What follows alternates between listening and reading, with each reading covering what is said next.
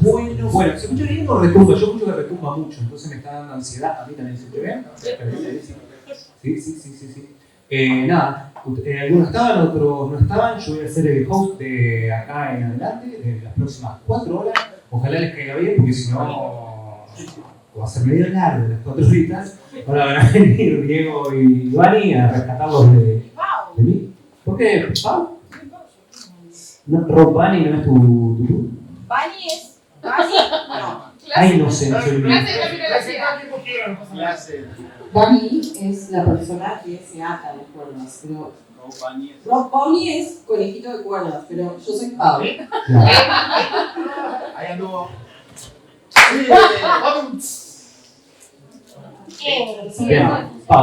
Bien, Pau. Tiene sentido, porque como que Black es el comediante y Pablo es la persona. Entonces, mi nombre es Pablo Black.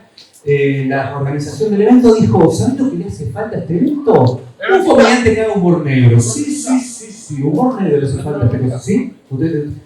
¿Sí? A ver, no se miren, porque, pero digan, ¿humor negro sí? ¿No? Sí.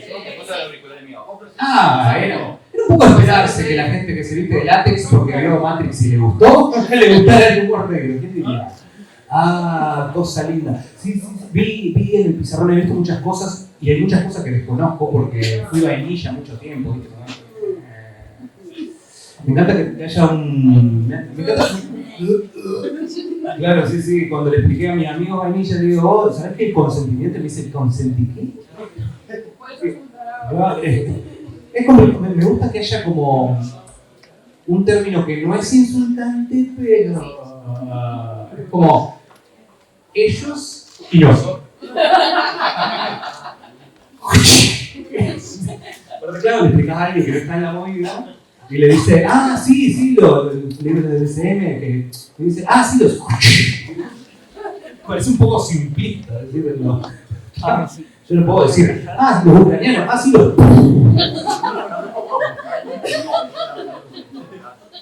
No, ese límite no.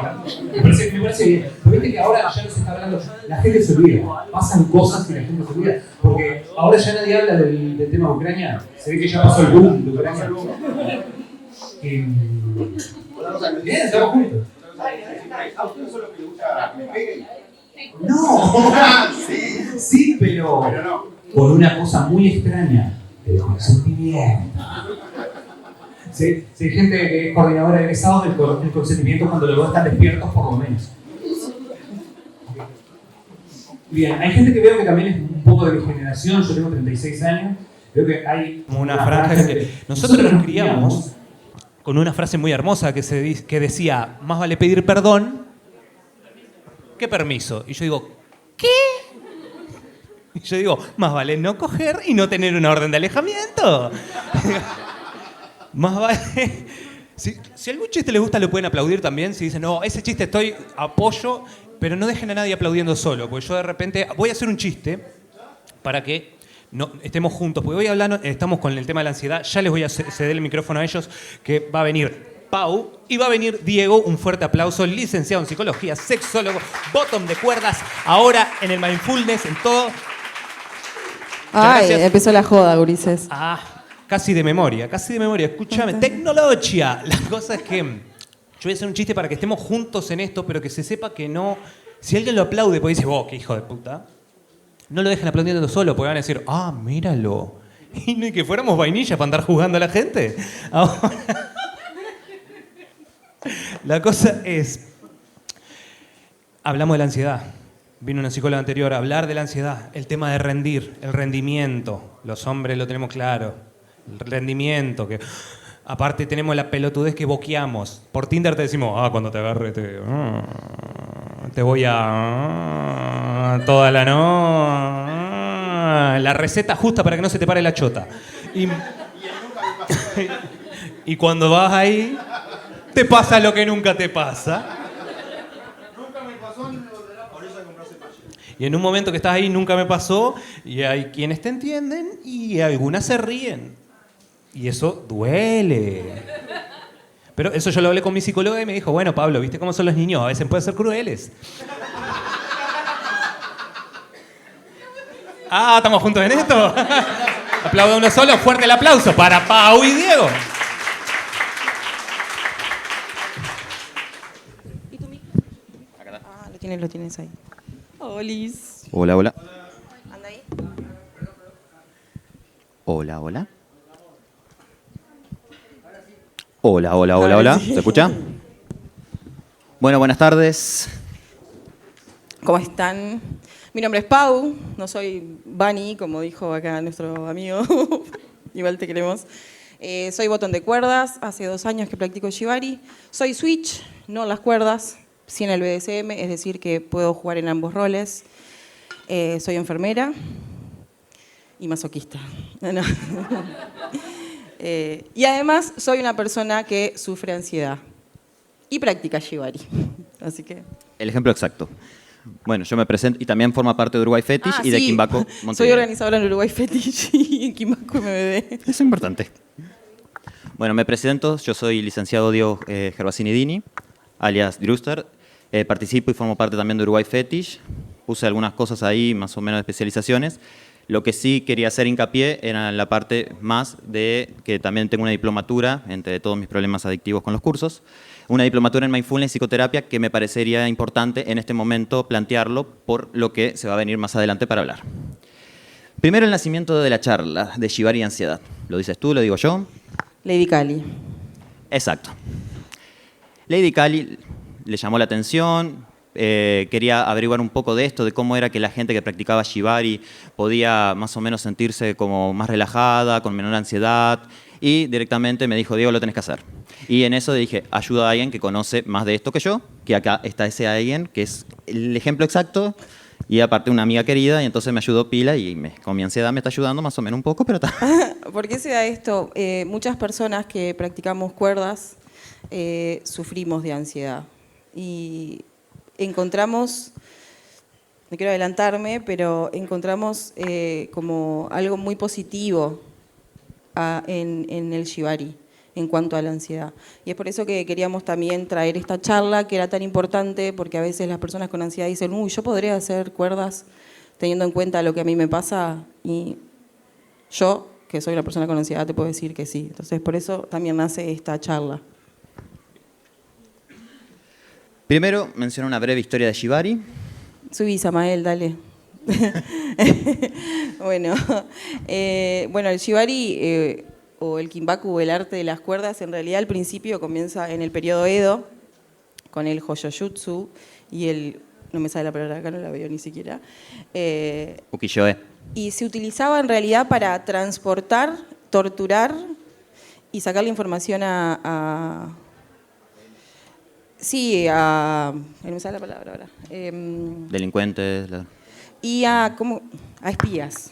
Era para sacar información. En realidad se utilizaba no para lo que lo utilizamos nosotros, claramente.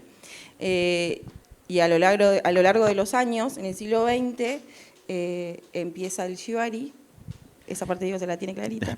También en el periodo de Edo se había encontrado lo que es ukiyo-e, que eran imágenes del mundo flotante que a través de grandes piedras, se imprimían como hojas donde contaban historias y dibujos donde había muchos relacionados con cuerda. También aparece un poco en el teatro Kibuki. Y es en el siglo XX donde está el Eroguru Nonsensu, Erotic Grotesque Nonsense, que era un movimiento artístico que en 1978 había sido censurado y fue de vuelta reconocido en el 50. Y es en esto que aparece Seiyu Ito. Que es lo que nosotros llamamos como el padre del contemporáneo del Shibari, que en realidad su Shibari no era lo que nosotros conocemos hoy en día como Shibari, sino que él lo que hacía era realizarle ataduras a su esposa y las retrataba como un medio de arte. Y nada, a los pasos del tiempo, están todas ahí marcaditas, el Shibari se fue modernizando, se fue estilizando y se fue convirtiendo en lo que es la práctica que es hoy en día, que es hermosa. Y que tiene como un deje bastante erótico, pero que no implica que sea no implica que sea sexual, exacto, es así. Uno ve Shibari hoy en día y cree que todo es sexo y la realidad es que nadie coge casi. Es verdad, gente. La gente que practica BCM y Shibari, mentira, no cogemos. Igual hay muchas formas de coger sin genitales también. También, pero, ay, por favor, esta charla va a ser un debate. Yo Esto va a quiero ser que una lo pelea de sepan. gente y vayan asumiendo Somos dos eso. personas con ansiedad dando una charla de ansiedad y va a ser un debate. Bueno, eso se fue avanzando y un día unos degenerados de nuestro país que gracias a ellos dijeron, uy, qué bueno esto, como, bueno, Samael creo que andaba por ahí, Paul Robes, otras personas, comienzan a investigar un poco sobre esto y se empiezan a educar, formando Shibari Uruguay, que es hoy en día la organización más grande de Shibari que hay en el país, y han tomado talleres con personas internacionales y han aprendido y siguen educando a otras personas. Después se generan otros espacios como Tumulto, como Kimbaku también, y así es como va avanzando hasta ahora. Y ahora estamos todos acá en esta charla por eso. Perfecto. Bien. Después explicar un poco qué es la ansiedad. Primero explicar el miedo y la ansiedad. El miedo es una emoción. Cualquier emoción es una respuesta psicofísica que el cuerpo genera ante un estímulo. La alegría, el miedo, bueno, todo lo que ven en Intensamente, es eso directamente. El placer. Bueno, ahí estamos hablando de sentimientos, pero bien. Todas estas respuestas psicofísicas hacen que se generen cambios en el cuerpo y la ansiedad se entiende como un sistema complejo de respuesta conductual. Aparece primero el miedo y después la respuesta ante ese estímulo, ante un estímulo que me genera miedo, tengo un sistema que afecta lo que es mi conducta, lo que es mi cuerpo, me empieza a llenar de hormonas, lo que es mi respuesta afectiva y mi forma de pensar, mi respuesta cognitiva. Esta descripción de sistema complejo de respuesta conductual, fisiológica, afectiva y cognitiva lo maneja Aaron Beck, que es como uno de los padres de la teoría cognitivo-conductual. Después, a mí me gusta usar más el concepto de ansiedad adaptativa y desadaptativa. No me gusta el concepto de ansiedad normal o ansiedad anormal por el hecho que una persona que vive un trauma y ante un estímulo, que puede ser el color rojo, y empieza a sentir ansiedad, su cuerpo está dando una respuesta adaptativa a su historia de vida. Entonces, invalidar esa ansiedad por el hecho de que no hay nada peligroso, pero si viste un trauma que tiene algo que ver con algún estímulo, en verdad tu cuerpo está respondiendo a esa ansiedad de forma adaptativa a tu historia de vida. Y decir que es desadaptativa es invalidar y lo que hace es un movimiento contrario a lo que es el movimiento de poder cómo integrar eso, cómo poder procesar esa situación. Claro, no le digan a una persona ansiosa, ya se te va a pasar. No minimicen la ansiedad de una persona. Lo que le está pasando a la persona es horrible en ese momento. Literalmente pensás que te vas a morir aunque no te vas a morir. No hay que minimizar eso porque es horrible, no lo hagan. Frases prohibidas, no está pasando nada, está todo en tu cabeza, esto no es nada. Ustedes no saben las experiencias que tiene esa persona internamente. Nunca usen esa frase porque lo que hacen es invalidar y que perpetúe más esa ansiedad. Y que la persona se sienta que está teniendo un error en su vida, que está haciendo un error. Exacto, acompañamos el proceso. No lo invalidamos. Bien.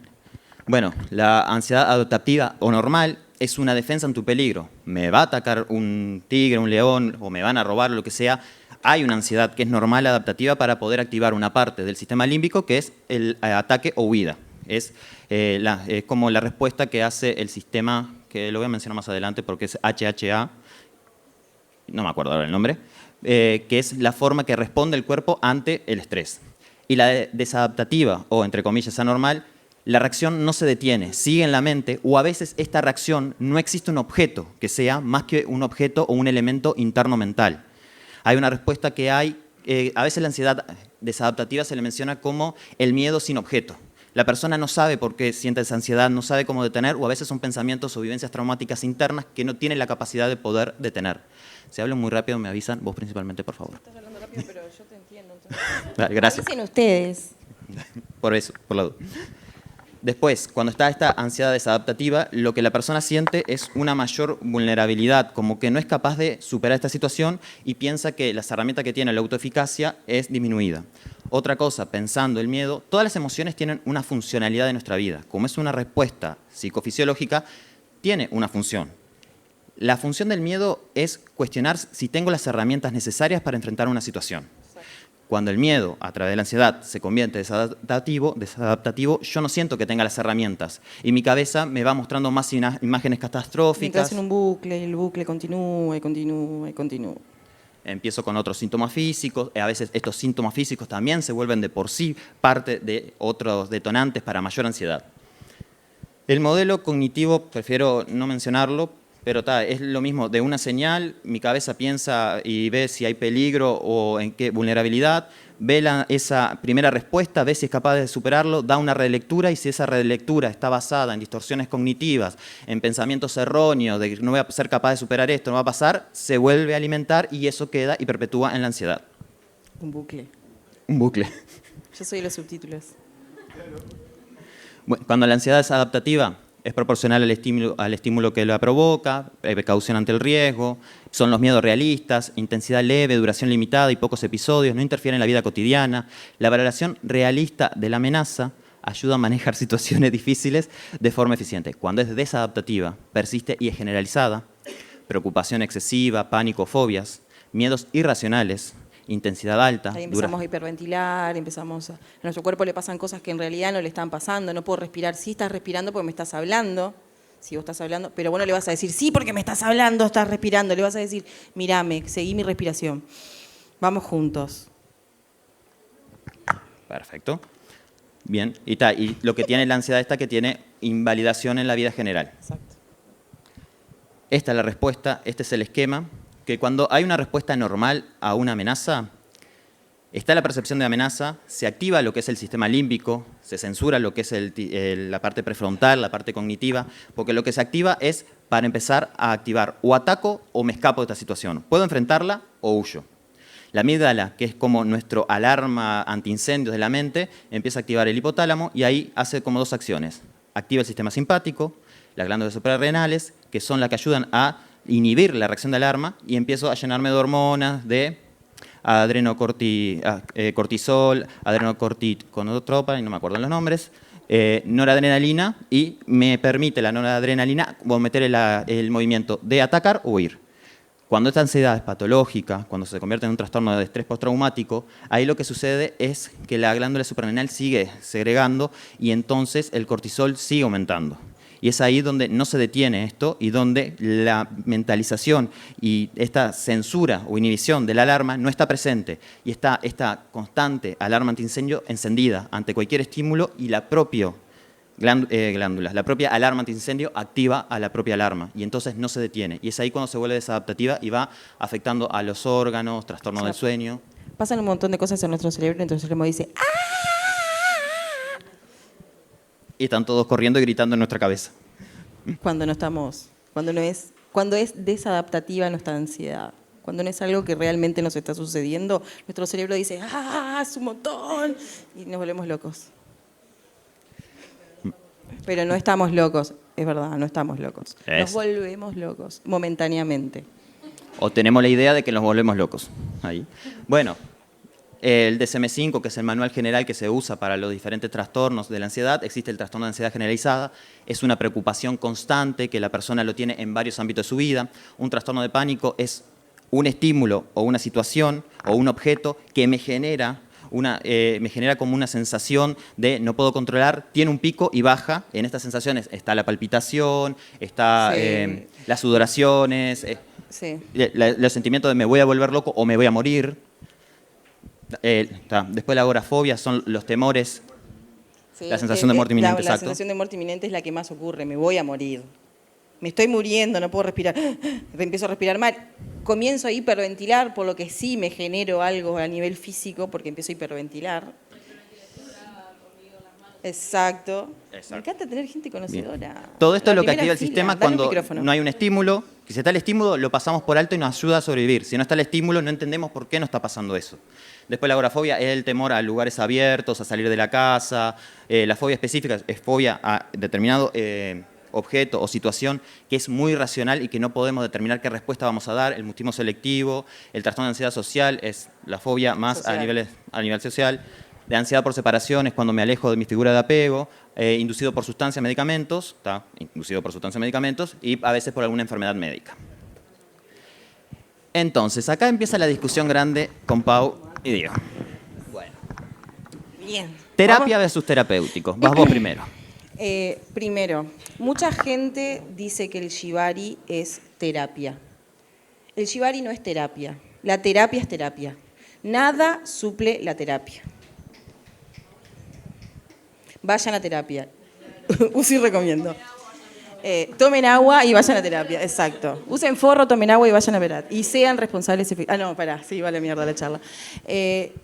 La terapia es terapia, gente. El shibari es terapéutico, puede ser terapéutico. Tuvimos una discusión interesante con Diego. Diego decía, sí, puede ser terapéutico. Yo le decía, no sé si terapéutico o puede acompañar un proceso terapéutico. Pero si nosotros utilizamos el shibari como terapia, no va a ser terapia, va a ser un placebo. Porque yo la voy a pasar re bien en ese momento y después me voy a ir de ahí y todo lo que yo creí que solucioné en esa sesión va a volver. La terapia es terapia. ¿El shibari es terapéutico? Sí. Si me ayuda a mí con mi proceso, sí. Pero no quiere decir que le sirva a todo el mundo. Sí, es cierto que el 95%, y me voy a animar con un número alto, de personas que yo conozco y hacen shibari, y conozco mucha gente, no solo de acá de Uruguay, de otros lugares, me ha dicho, para mí el shibari es terapéutico. A mí me ayuda a regular ciertas cosas en mi cuerpo. A mí, Pau, me ayuda a controlar mi ansiedad, sí. A mí me sirve. Pero claro, no me da no me da herramientas para después. Yo, después de que salgo ahí, tengo que ir a terapia, tengo que continuar con mi psicólogo hablando de otras cosas. Y tengo que contarle, ¿sabes que tuve una sesión de shibari y me sucedió esto y se me desató esto, pero lo pude controlar? Y en realidad, sí puedes utilizarlo como una herramienta para acompañar tu proceso de terapia, pero no es terapia. No digan, ni repitan, ni confundan lo que es la terapia con un profesional que estudió para eso, con una persona que sí es rigger y ata y todo, y estudió para eso, pero que no es un psicólogo, un terapeuta, un psiquiatra, todo lo que yo conozco. Bueno, la discusión iba por el hecho de que la diferencia entre terapia y terapéutico. La terapia está sistematizada, organizada, tiene un proceso, una forma de trabajo e individualizado. Y hay procesos, estudios que llevan a terapia. Pero sí hay cosas fuera de la terapia que son terapéuticas y que los profesionales de la salud mental tenemos que agarrarnos de eso para poder también, porque que una persona venga 1 hora a la semana o venga 2 veces a la semana o venga cada 15 días no es suficiente para reprocesar y trabajar un montón de cosas. Yo necesito conectar o ver qué cosas en su vida pueden ayudar al proceso terapéutico, qué redes, qué sostén, qué comunidad, principalmente que algo que conecte con otras personas, y ya vamos a ver por qué. ¿Qué cosas hay en su vida? También hay otras cosas que no son personas, que son actividades, que si no se va un poco de mambo y se vuelve una adicción, puede también perder eso de terapéutico. Hay personas que dicen, a mí el gimnasio me hace bien, sí, pero tenés una vigorexia. Estás todo el día entrenando porque sentís que tu cuerpo no es lo suficientemente grande. O sea, de terapéutico no le estoy viendo mucho, lo veo más una adicción. ¿Ibas a decir algo? Iba a decir que me explicaras que era esa palabra rarísima que dijiste, pero la dijiste después y no la entendí. Así que... Dale. Por eso, yo es lo que tengo que analizar. Y hay cosas que son terapéuticas también, que desde el rol, y esto es muy personal, desde el rol como de profesional de la salud mental, a veces desestimamos también que puede tener un proceso terapéutico. Yo me acuerdo una escena de cuando estaba haciendo el curso, la formación de operador en adicciones, que mi docente, la forma en que trabaja y desde la teoría que maneja, yo le dije, vos lo que estás haciendo es generando una fobia a una sustancia, de vez de trabajar determinados eventos traumáticos, Y el tipo me dice, esa sustancia a mí me cagó la vida, ¿quién sos vos para decir lo que yo tengo que hacer con esa sustancia? Y ahí fue como, tenés razón, yo no soy nadie, siendo profesional de la salud, yo no soy nadie más que la persona para saber lo que le hace bien o lo que no le hace bien. Sí lo puedo trabajar, sí eso tal vez en el futuro puede tener repercusiones negativas o no. Yo no sé, pero esa persona está haciendo un proceso de vida, se está reinsertando en la sociedad o está siendo funcional en lo que sus valores le gusta ser funcional. Yo no puedo decir que eso está bien o está mal. Es la persona. Obviamente que hay cosas que son más legales que otras, hay cosas que pueden tener repercusiones a largo plazo, pero hay cosas que yo no puedo determinar qué está bien o qué está mal en esa persona. Y entonces, si una persona me habla de shibari, que puede controlar su ansiedad, me pregunto por qué puede pasar, y también lo que tiene el shibari, como cualquier cosa que puede ser terapéutica, a veces no está individualizado. A veces no trabaja específicamente cuáles son los elementos y los detonantes traumáticos. Yo hablo mucho de trauma porque trabajo más de la psicotraumatología, aunque después van a ver mi relación poliamorosa con distintas teorías. Y porque yo soy una persona traumada. También. Bueno, y cómo es, y entonces determinar eso y elaborar ese evento traumático o esas situaciones. Hablando de relación poliamorosa con las teorías, más o menos, como le dije, tengo problemas con muchos cursos, acá la gente que me conoce, y he pasado por varias teorías. Para mí todas a veces hablan casi de lo mismo en distinto lenguaje. Entonces, ¿qué es la ansiedad? Terapias para la ansiedad, tenés el psicoanálisis, que trabaja, bueno, cuáles son las represiones, tirando el ello, o si son, como es, el ello es como las pulsiones sexuales que tenemos, que la estamos reprimiendo y eso no puede generar ansiedad, o el super yo, que es la parte interna que nos dice lo que está bien y lo que está mal, no castiga y eso no puede generar ansiedad, o la ansiedad realista, que es la ansiedad ante una situación real. La terapia cognitivo-conductual es la que ve cuáles son las distorsiones cognitivas o los errores que tenemos en nuestra forma de pensamiento, que es lo que activa la ansiedad. Y la que más me gusta, que es la psicotraumatología, que es una respuesta que tiene el sistema nervioso ante eventos que... imaginémonos que tenemos un nervio que es el nervio vago, que fuera como nuestro radar de Spider-Man y que lee constantemente en el entorno todos los estímulos que hay sin darnos cuenta, desde una mirada, los colores, los olores, las sensaciones físicas, todo. Y hay un elemento en algo que es traumático, va a empezar a activar una respuesta de ansiedad que a veces no tenemos desde el nivel cognitivo saber qué es lo que está sucediendo ahí. Y es ahí donde se activa la ansiedad, es porque, ¿por qué estoy así? ¿Por qué me estoy sintiendo así? Me estoy sintiendo raro, no entiendo. Y puede ser por el hecho de que oliste chocolate caliente y eso te lleva a un recuerdo de la infancia traumático. Exacto. Bien. ¿Por qué Shibari y ansiedad? Yo voy a hablar de lo que me pasa a mí, Pau, no Bonnie, sino Pau. Como Rob Bonnie, primero voy a decir que para quienes no saben, un Rob Bonnie es un modelo de cuerdas, es decir, es la parte bottom del Shibari, quien recibe la práctica, o sea, es a quien atan. Después, del otro lado está la persona rigger, voy a decirle rigger, así somos inclusives. Le rigger es la persona que ejerce la acción en la parte bottom y es quien lleva la práctica adelante. ¿Por qué para mí el Shibari es tan importante en cuanto a lo que me ocurre a mí con mi ansiedad? A mí el Shibari me regula muchísimo si estoy con una crisis de ansiedad. Diego puede explicar diferentes mecanismos que tiene el ser humano para afrontar sus sistemas de ansiedad. Tuvimos una discusión muy profunda sobre esto y hablábamos de que, por ejemplo, en el Shibari hay dos tipos de Shibari que a mí me gustan mucho, son totalmente diferentes, pero a mí me sirven de igual manera para afrontar mis problemas de ansiedad. El Newaza, por ejemplo, que es un Shibari más de contacto, más de contención, más de que estoy acá. Samael, por ejemplo, es una de las personas que más Newaza hace acá. Es un Shibari de mucho contacto, mucha cercanía con la otra persona, con las cuerdas son como un abrazo realmente. Y después tenemos lo que es el Semenawa, que es el Shibari de tortura. Y uno puede decir, ¿cómo una persona puede bajar una crisis de ansiedad mientras la están torturando? Sí podemos. Lo que me decía Diego, y lo hablamos muchísimo, es que es lo mismo que hace una persona cuando se autoflagela. Se provoca un dolor para salir de esa crisis. Y a mí, y no digo que le va a funcionar a todo el mundo, a mí me funciona. Entonces a veces digo, voy a atarme con alguien, esto no. Voy a atarme con alguien y le digo, mira, hoy estoy como muy ansiosa, sé que en algún momento se va a activar algo en mi cuerpo y necesito que me contengas, pero me tortures a la misma vez. La otra persona le explota un poco el cerebro primero y después dice, ok, necesito mucho contacto contigo, pero necesito hacerte sufrir para que vos estés pasando este proceso y lo puedas superar. Y a mí me funciona muchísimo. A mí me funciona para acompañar mi proceso. Lo he utilizado cuando vengo de días muy malos y digo, uy, necesito cuerdas. Puede ser que genere una adicción. Bueno, puede ser, no sé, porque es lindo estar atado. Pero, perdón, Diego. Pero digo, eso. Muchas personas que yo conozco que se atan te dicen, a mí el Shibari me ayudó a salir de crisis de ansiedad, de crisis de pánico, me ayudó a ver quién soy yo ahí y cómo procesar lo que me está pasando en ese momento. Por eso es que para mí es tan importante y está bueno que las personas con ansiedad que a veces piensan, ¿yo podré hacer esto?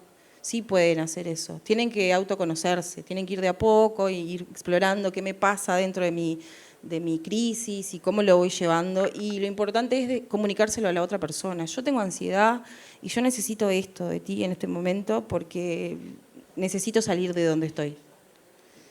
Y si lo hacen, y lo hacen bien, y lo hacen con alguien que está cuidando de su persona, sí. ¿Puede acompañar un proceso terapéutico? Como veníamos diciendo al principio, sí. Pero no es terapia. Y con eso es un medio, sí. Para mí, capaz que para otra persona me dice, no, a mí me activa peor la ansiedad. Y puede pasar, pero son el 5% que no nombré. Ay, no, mentira. Con la experiencia de Pau, empecé a buscar información más académica, intentar entender que no hay casi nada, gente, trabajado. Encontré un trabajo de Escocia, una narrativa, lo traduje, está todo en inglés, así, lo traduje lo mejor posible, una narrativa de una psicoterapeuta para unirse a través de las cuerdas. Encontré otro que es en Londres, el impacto terapéutico de ataduras de cuerda en el estudio de un caso en UK. Pero el que me pareció uno de los más interesantes fue el estudio de experiencias sanadoras en la práctica de ataduras con cuerdas japonesas, un estudio fenomenológico donde se usó varias personas para analizar. Y ella describía que lo que mencionaban las personas lo dividió como en 3 partes.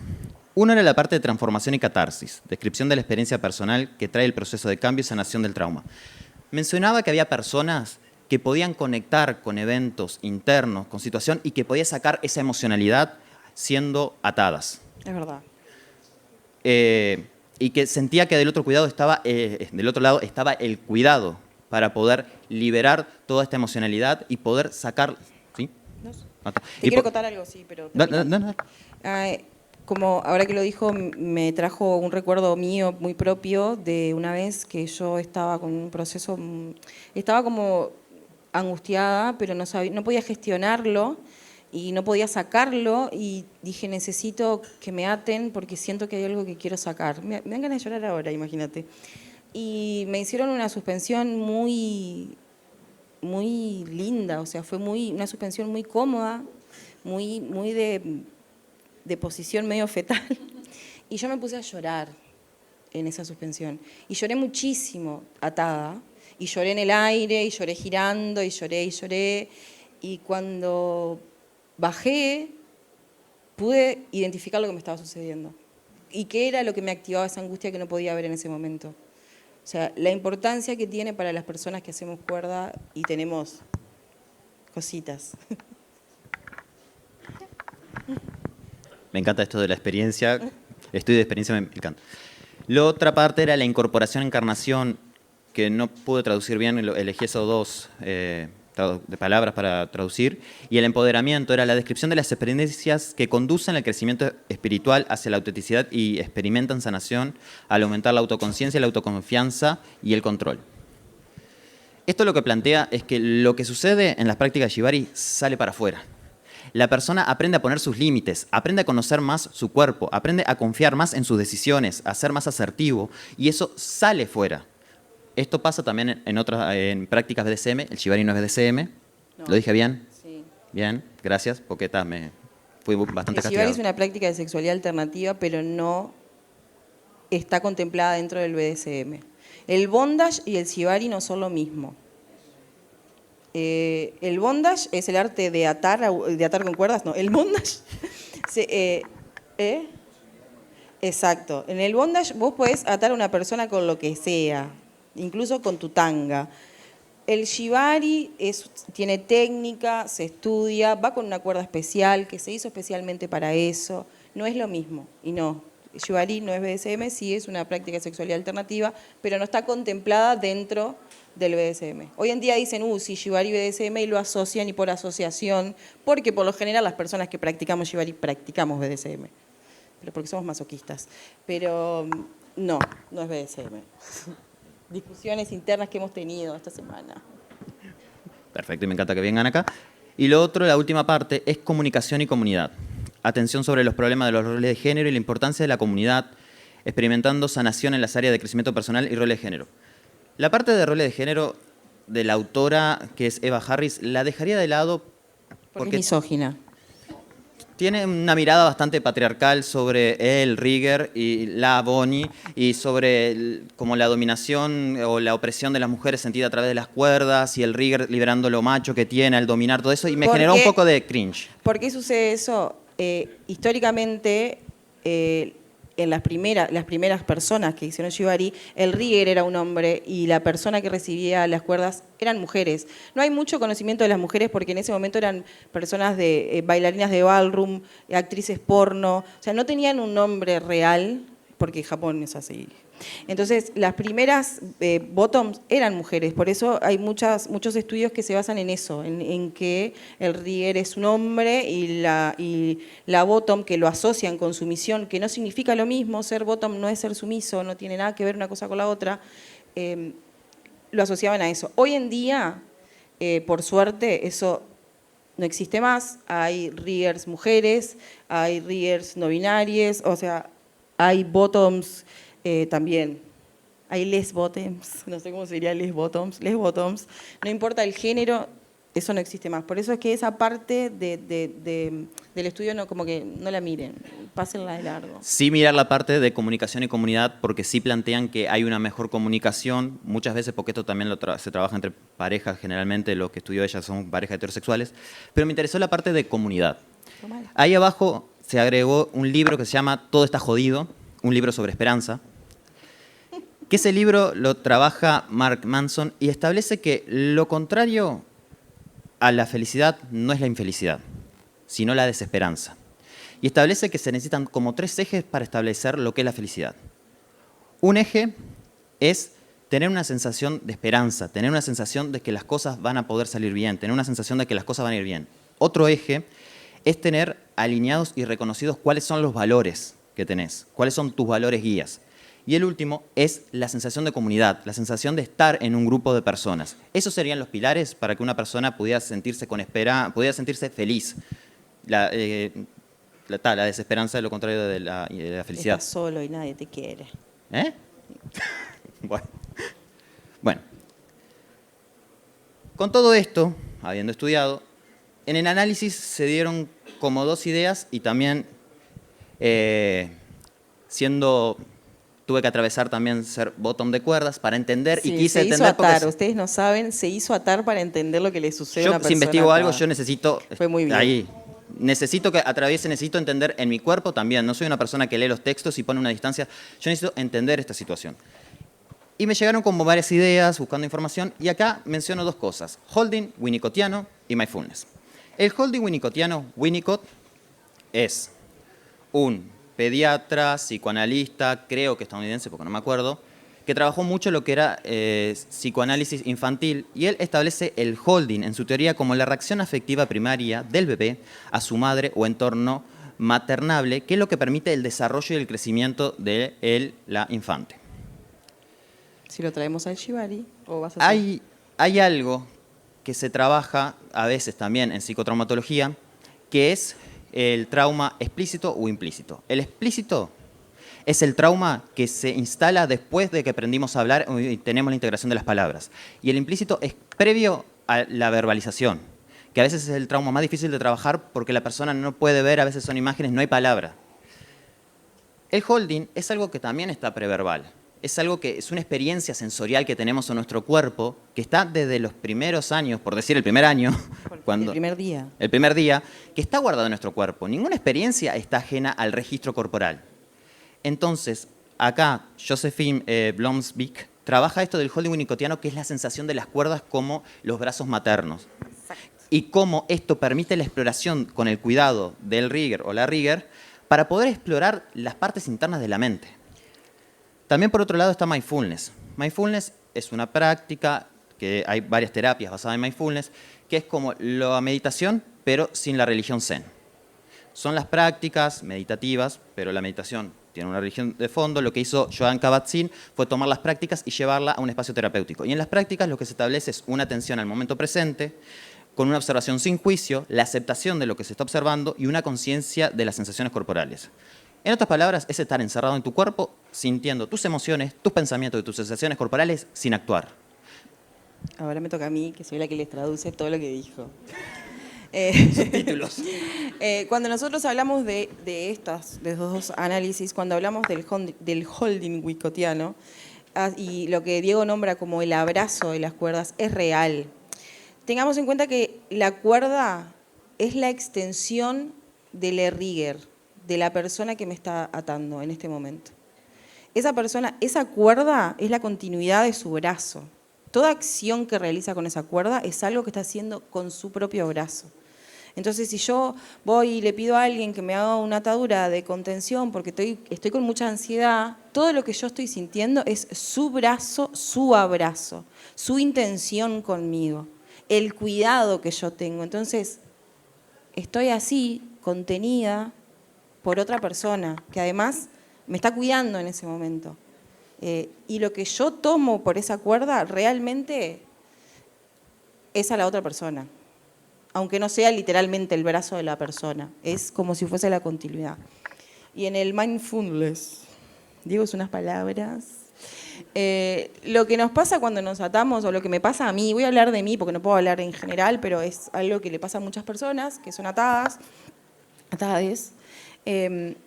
Si bien estoy en ese lugar y estoy muy atado, soy consciente de lo que le está pasando a mi cuerpo. Trato de no centrarme yo particularmente al 100 ahí, porque si no como que no termino disfrutando toda la práctica.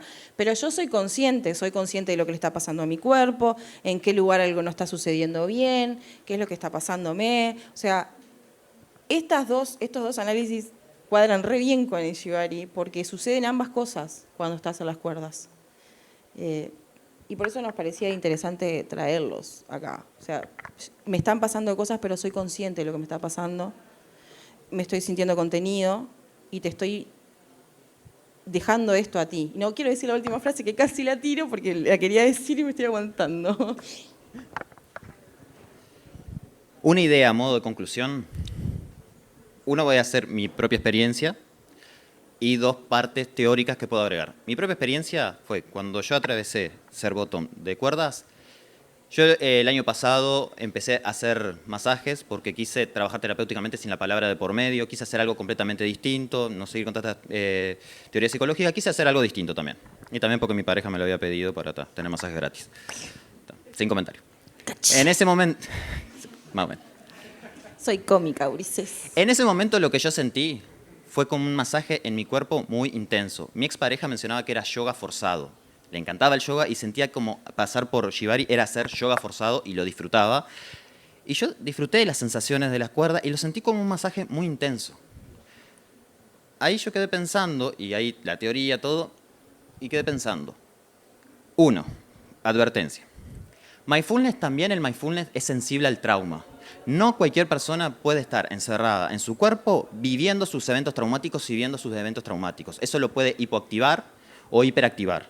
Entonces, igual que existe en el mindfulness, que piensan que vamos a hacer yoga, vamos a estar en conexión, todo está bueno, ahí estás teniendo un ataque de pánico, ¿por qué tenés? Porque hay un montón de vivencias traumáticas que lo tiene que gestionar de otra manera. Exacto. Hacer mindfulness, yoga, cualquier práctica que involucre entrar a tu mente, no es tarea fácil y no es para todas las personas. Depende del estado en que esté la persona. Igual que ir a prácticas chamánicas, utilizar determinadas drogas, todo eso, hay que tener mucho cuidado en esas cosas. Entonces, Shibari puede activar cosas traumáticas en una persona que ya tiene esa prevalencia Exacto. traumática de fondo. Es por eso que hay que hacerlo lento y procesando cada cosa despacio. No hay que apurarte en el proceso. Tampoco hay que apurarse en el Shibari. No tiene que ver con la charla, pero no hay que apurarse en el Shibari. No todo lo que ven en las redes es uy, le hicieron así. No, tiene todo un proceso atrás. Gente muy experimentada. Lo mismo pasa en esto. Si yo estoy atada y se me está activando algo que no está bueno, no intento continuar con la práctica para ver si me lo soluciona. No.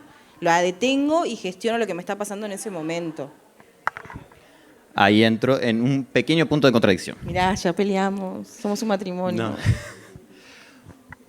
Porque ahí depende, muchas veces, también el nivel que tengamos de sostén de la otra parte y también de conocimiento de tolerancia de nuestro malestar. Porque muchas veces, muchas de las prácticas son que se dan, por ejemplo, mindfulness, o se da, generalmente casi todas las terapias son una forma de terapia de exposición. De una u otra forma vamos a tener que enfrentar nuestros traumas y vamos a tener que integrar esos eventos. Tiene que dar en un espacio cuidado, un espacio seguro. Esa incomodidad que existe a veces en las cuerdas Y esa tolerancia a la incomodidad es lo que te permite después en el cerebro poder procesar los eventos traumáticos. Si a cualquier estímulo que llega un evento traumático y lo rechazamos y lo huimos, es lo que genera más sufrimiento. Para la terapia de aceptación y compromiso, la idea de el dolor es humano, pero el sufrimiento es optativo, quiere decir que a cualquier cosa que sentimos dolor, inherentemente lo humano, y lo evitamos, más evitación es igual a sufrimiento. Hay un dolor, hay cosas inherentemente a la humanidad que nos va a doler y que tenemos que de una u otra forma enfrentarnos a ese dolor, poder gestionarlo y no alejarnos de emociones como la tristeza, emociones como el miedo, emociones como, yo qué sé, el enojo. Las emociones no son buenas ni malas, son respuestas que tiene nuestro cuerpo.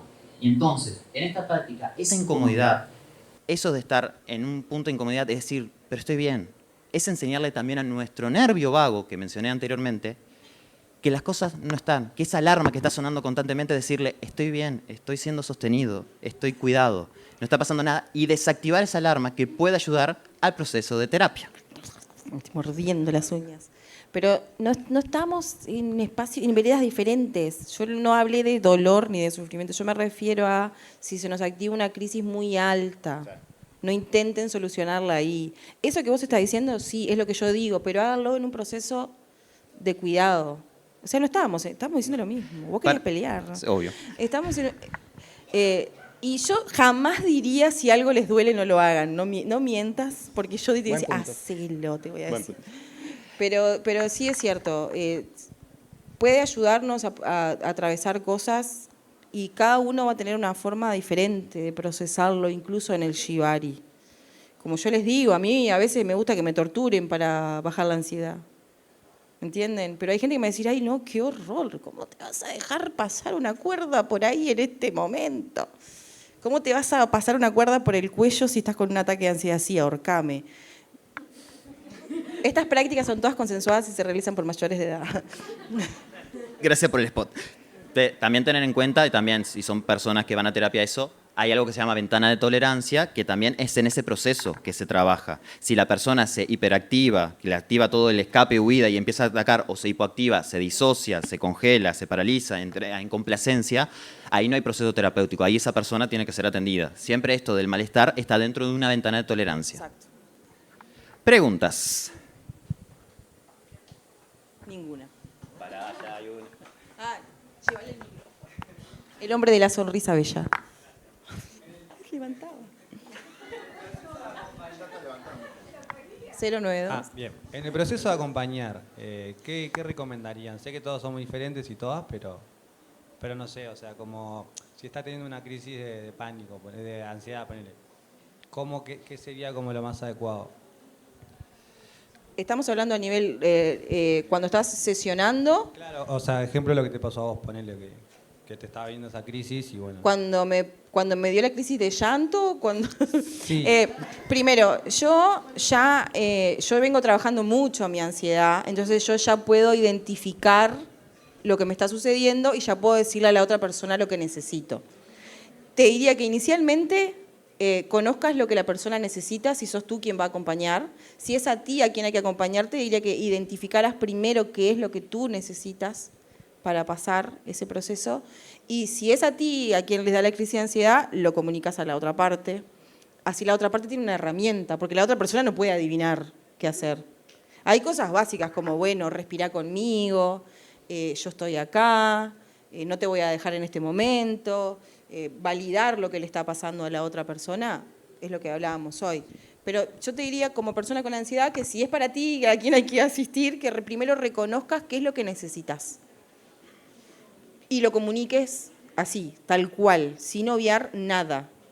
O sea, yo, además de todo lo que soy little, entonces a veces yo tengo mi chupete ahí, mi chupete. Little. Sí, va a mostrar el chupete. Sí. Entonces, por ejemplo, a mí me pasa que a veces tengo una sesión muy fuerte de cuerdas y después necesito que me pongas mi chupete porque me activó algo en mi cerebro. Entonces yo reconozco lo que necesito, lo comunico para que la otra persona me pueda acompañar. Claro, el autoconocimiento, tal cual. No solo por las cuerdas, sino por la vida misma. Te da una crisis de ansiedad acá sentado. ¿Qué puedo hacer? Me pasó a mí ayer. ya sabían qué hacer. Pau, bueno, vení para acá, a este lugar, airecito, agua, lo que sea. Primero deberías reconocerlo o que la otra persona lo reconozca para poder trabajar desde ahí. Bueno, gracias a todos. Yo lo que te diría también que el año pasado di una charla donde también se han mencionado algunas técnicas que se puede usar cuando la persona se hiperactiva o se hipoactiva. Yo qué sé, si se hiperactiva mucho, el uso de hielos, que son técnicas más de terapia dialéctica conductual, o técnicas 5-4-3, mencioname 5 objetos, 5 sonidos, 5 sensaciones corporales, 4 objetos, todo así, y ayuda a regular cuando la persona está hiperactivada. Si está hipoactivada, bueno, en eso tiene que ser perfumes, que se mueva más de 15 minutos, pero siempre lo primero, como dijo Pau, es qué necesitas, y esto se tiene que hablar antes. Si te pasa una situación, qué es lo que necesitas, qué es lo que te regula a vos, qué es lo que necesitas, y vos también comunicarlo del otro lado. ¿Preguntas más? Me encanta. Vamos, tú puedes, Bello, corre, You can do corre. Run, Forrest, run. Pablo se llama, ¿cómo no me voy a acordar? Mi pregunta sería, al momento de pasar, por ejemplo, de ser bottom a river, ¿cómo se podría manejar el tema de la ansiedad al momento de contener a la otra persona? Por el momento, no sé, como ustedes decían, ¿no? El hecho de que la cuerda en sí es como la extensión del brazo del rigger para poder contener y abrazar básicamente a la persona que está siendo atada, ¿no? Al momento que ese rigger entra en ansiedad por justamente todo eso, ¿cómo se puede ¿Vos me estás hablando de que la persona que tenga la crisis de ansiedad sea la persona rigger? Más Hagamos que fuego. crisis de ansiedad, sería como entrar en ansiedad al pensar en tengo que atar a alguien, ¿no? ¿Cómo poder manejar esa ansiedad del hecho de... No atar a nadie. Vos me estás... No. Yo te diría que como persona rigger, si estás pasando por un proceso de ansiedad, primero lo gestiones antes de atar a otra persona, porque la otra persona que está atada depende totalmente de lo que vos estés haciendo. O sea, la otra persona está al 100% vulnerable. Si la persona que te está atando no está en sus no quiero decir facultades mentales, pero no está en una estabilidad emocional que corresponde a la práctica, no podés atar en ese momento. No quiere decir que los riggers no puedan tener ansiedad, mentira. El rigger puede tener ansiedad, puede tener un montón de cosas, puede tener crisis de pánico y todo, pero no durante la sesión. Primero lo gestionamos y si el rigger en ese momento está viendo que está pasando algo, cortamos la práctica. O sea, y recemos que no sea cuando tengas una persona en el aire. Digo, pero lo que te puedo recomendar, si sos una persona que quiere arrancar a atar, pero que tenés crisis de ansiedad muy seguida, es que cada vez que ates a otra persona, tengas a otra persona al lado. Entonces, si a ti te pasa algo, mientras vas pasando tu proceso de ansiedad, la otra persona puede ocuparse de desatar a la persona que tenés atada y después ambos te pueden asistir a ti. Pero si sos una persona que tiene recurrentes crisis de ansiedad, no ates a otra persona estando solo. Por la seguridad de la persona atada, por sobre todo. Quedé pensando eso mismo, es mejor si pasa esa situación para que vos manejes tu ansiedad al ser un rigger, ir a jams, donde hay otras personas que si pasa algo tenés otra contención en el entorno. Ahí. Exacto. Redes, exacto. Comunidad. ¿Preguntas? ¿Qué más?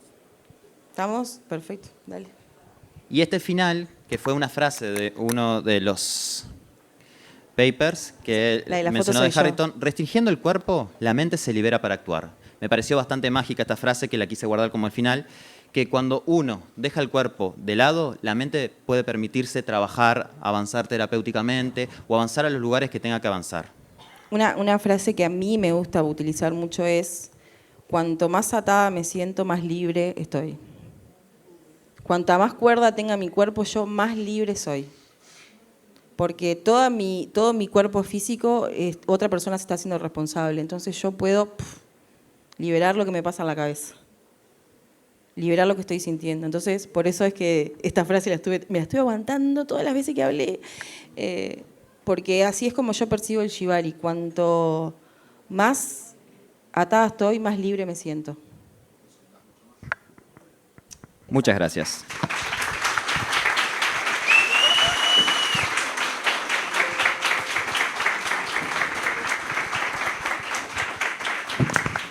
No se vayan que ahora se viene lo lindo, por favor. O sea, yo siendo yo.